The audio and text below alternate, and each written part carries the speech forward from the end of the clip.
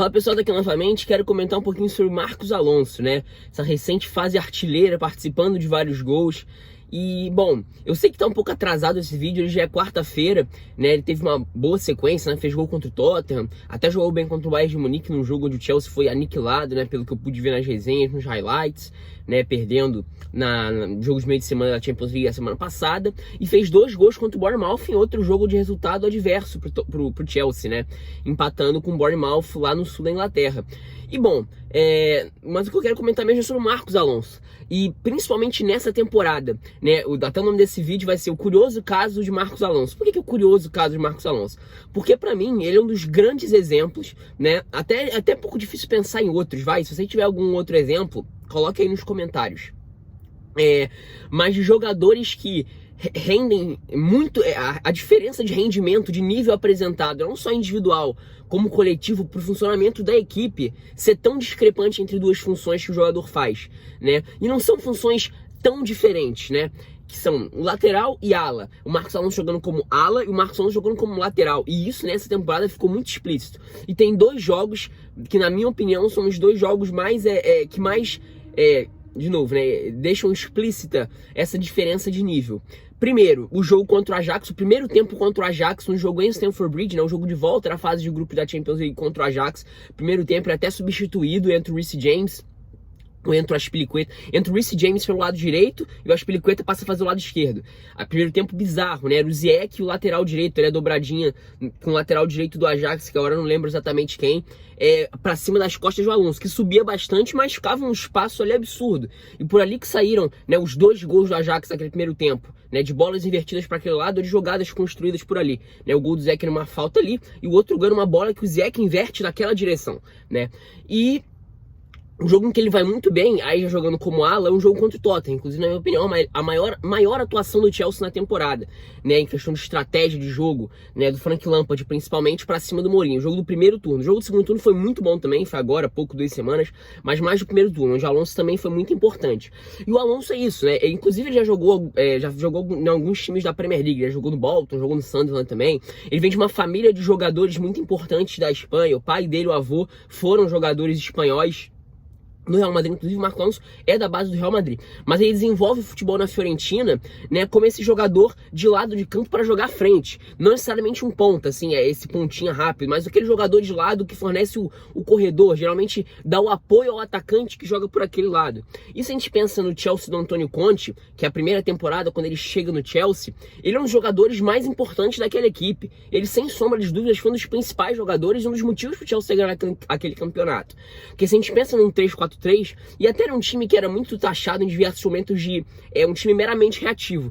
De fato, o Chelsea tinha muito bem essa coisa das transições em velocidade. Não tinha exatamente o armador, talvez o Hazard fosse esse principal jogador, apesar de jogar como um atacante à frente. Como justamente o Hazard naturalmente centralizaria para jogar em diversos momentos como armador mesmo, partindo da esquerda para dentro, o corredor é ocupado pelo Alonso. Então o Alonso fornecia a parede para apoiar, sempre oferecer a opção de passe da amplitude por aquele lado numa jogada de contra-ataque. Por mais que não fosse exatamente veloz, ele tem a passada larga. Ele não é veloz no sentido de ser aquele cara rapidinho, mas ele tem a passada larga, então naturalmente ele consegue igualar alguns duelos com alguns marcadores, né? E ele sempre oferecia muito bem essa característica dele de conseguir finalizar uma jogada pelo outro lado. Ele já fez vários gols assim, gol contra o Bournemouth foi assim, gol contra o Tottenham também. A jogada que é começada pelo lado direito, ele tá sempre no corredor esquerdo para finalizar, chutando de pé cruzado, né? Bate muito bem na bola para cobrar falta, por exemplo, já fez várias.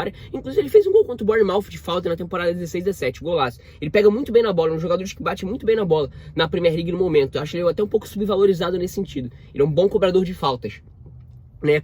Só que jogando como lateral, isso fica um pouco complicado, porque para recomposição ele é um cara lento. Em momentos de contra-ataque, na volta, que ele tem muita dificuldade. Então no Chelsea do Antônio Conte, se a gente pensa no time que vai reagir, você tem o Marcos Alonso subindo, mas cobrindo aquele setor você tem, primeiro, ou Kanté ou Matic, né? O Matic é um jogador um pouco mais posicional, mas o Kanté circulando por todo o campo, apesar de ser no papel meio campista pela direita. Então você tinha já primeiro a capacidade fora de série do Kanté de conseguir ir muito bem nas recuperações de momentos de contra-ataque. E se você não tinha o Kanté, você tinha o Cahill como zagueiro por aquele lado para apoiar nas coberturas. O Cahill até fez uma ótima temporada em 16-17 também. Uma pena que ele tenha sido pouco aproveitado nas temporadas seguintes.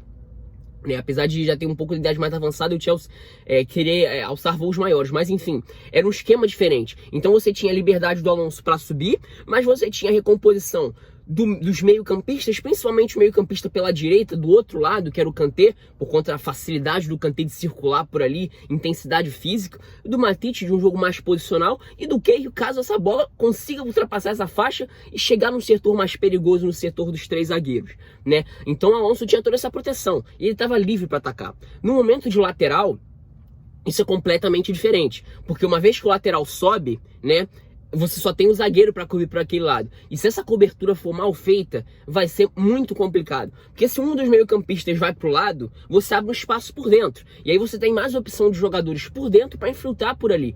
Talvez com times mais mal treinados, isso não seja tão problema. Mas num time competitivo, contra times competitivos, isso é um absurdo, né? Isso é muito perigoso. E eu dou um exemplo, por exemplo, contrário no jogo contra o Tottenham, onde o Alonso foi essa arma para jogar nas costas de um ala, que no caso era o Aurier, né? E essa recomposição no Tottenham não estava muito bem feita. O tempo todo tinha o William Marcos Alonso no 1 contra 1 contra o Davinson Sanchez. E a recomposição de Dyer, naquele tempo foi Dyer e Harry Winks. Era muito fraca, não são jogadores intensos para circular e marcar. Então você não tinha um meio campo que pegasse e você toda hora tinha o ala para buscar a linha de fundo e o Willian com a qualidade individual. Eram 2 contra um zagueiro só. Então naturalmente o Chelsea ganharia os duelos. Isso é um exemplo contrário de como o Marcos Alonso, digamos assim, fez alguém experimentar do próprio veneno que ele sentia. Nesse caso para cima do Aurier e pro time do Tottenham como um todo de esquema, né?